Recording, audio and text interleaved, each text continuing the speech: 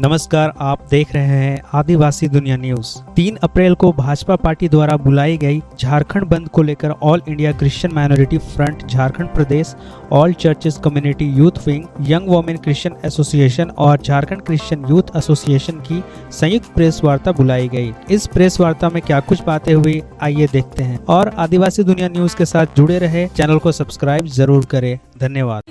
पूरे विश्व में भला शुक्रवार गुड फ्राइडे का दिन मनाया जा रहा है, मनाया जाएगा। ये दुख भोग का समय है।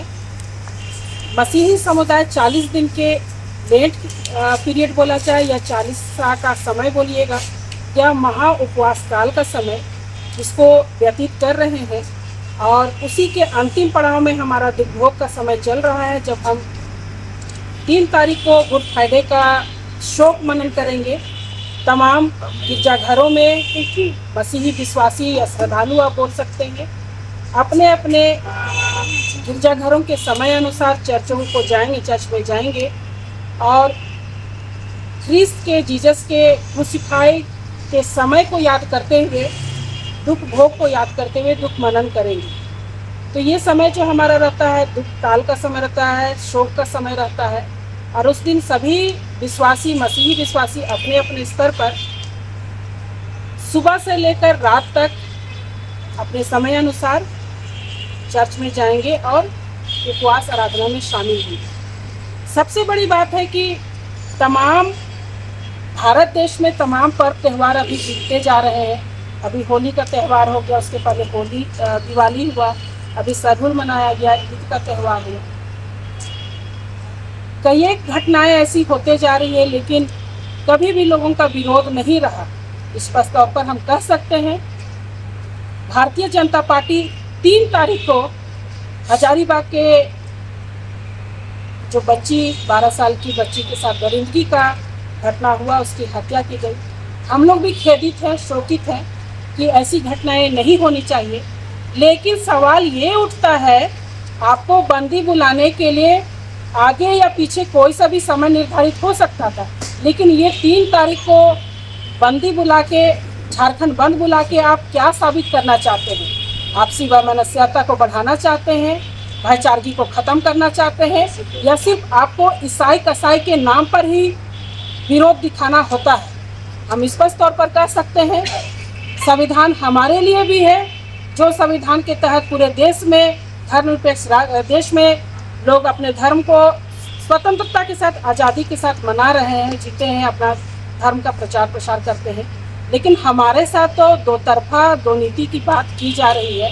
हमारे लिए सोचने वाला कोई नहीं है। और इस राज्य में माननीय मुख्यमंत्री हेमंत सोरेन की सरकार है, सब कुछ ठीक चल रहा है। उसके बावजूद भारतीय जनता पार्टी को राज्य में खलल डालने के लिए, या फिर ये बोला जाए कि यहाँ के लोगों के बीच में जो भाईचारगी है, जो एकता है, जो मेल मिलाप का चीज़ है, आपसी फूट का कहीं पर कोई बात नहीं है। लेकिन ये न के न प्रकार इनको मुद्दा मिलना चाहिए और किसी ना किसी तरह से ईसाई समुदाय को टारगेट करके हम लोग अपना हक हुकूक साबित करेंगे। और ये देश इनका नहीं है, ये बोलते आए हैं, विदेशी लोग हैं, ये बोलते आए हैं, और इनका कारनामा 3 तारीख को हो सकता है। इसी मकसद से जाहिर किया जा रहा है, बंदी बुलाया जा रहा है, जिसका हम खंडन करते हैं, विरोध करते हैं। और आगे इस तरह का चीज़ नहीं होना चाहिए। और संविधान है, उनके लिए भी है। बच्ची के साथ में जो नाइंसाफ़ी की बात है, हत्यारे अभी तक पकड़े नहीं गए हैं। आप इस बंदी को थोड़ा सा आगे लेकर जा सकते हैं। हमारा भी तमाम all India Christian Minority front है, चाहे JCYA है, चाहे यंग वुमेन्स CYA है, जो भी लोग हैं, ये तमाम लोग, हम लोग मिल के इसमें साथ जरूर देंगे कि इस राज्य में बहू बेटी के साथ में, छोटे बच्चों के साथ में जो दरिंदगी हो रही है, उसके लिए हम लोग खड़े हैं।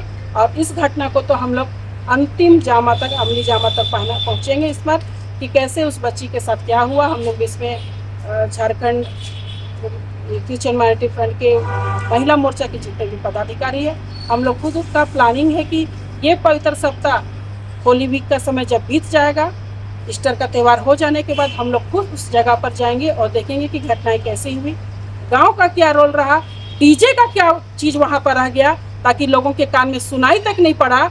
ये डीजे का जो मुद्दा रहा था, उस मुद्दे के तहत कहीं ऐसा नहीं कि उस बच्ची का जान निकाला जा रहा था, उसके साथ दरिंदगी हो रही थी और डीजे के शोर में सारे लोग चुप हो गए। सवाल यहाँ भी है, लोग ये भी सवाल किए डीजे क्यों नहीं बजेगा, लेकिन डीजे बजा तो कितनी घटनाएं घट चुकी, तमाम मीडिया बंधुओं से छिपा नहीं है। यही मेरा कहना है।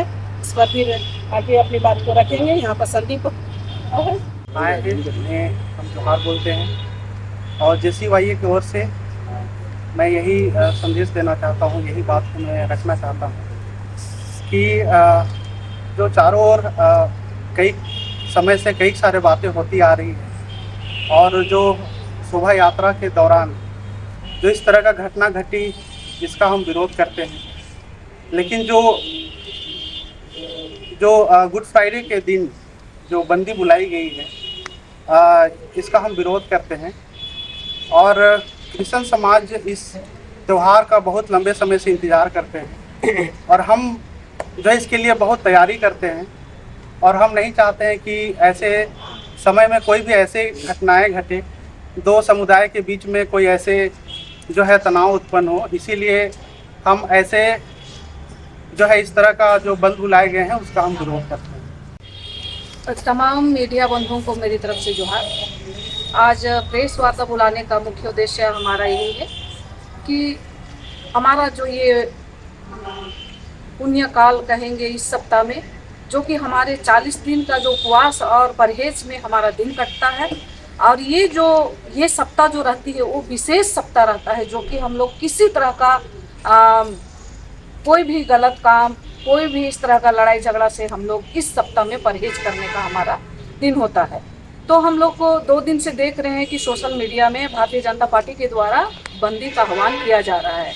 तो हम भारतीय जनता पार्टी के बुद्धिजीवियों से मैं एक ही निवेदन करना चाहूँगी कि आज जो घटना हजारीबाग में हुई, हमें भी संवेदना है उस बच्ची के साथ, उस परिवार के साथ, हमें भी तकलीफ है, हम भी बेटी हैं, हम भी माँ हैं किसी के, तो हमें भी बहुत दुख है कि बच्ची के साथ जिस तरह का दरिंदगी के साथ में घटना हुई है।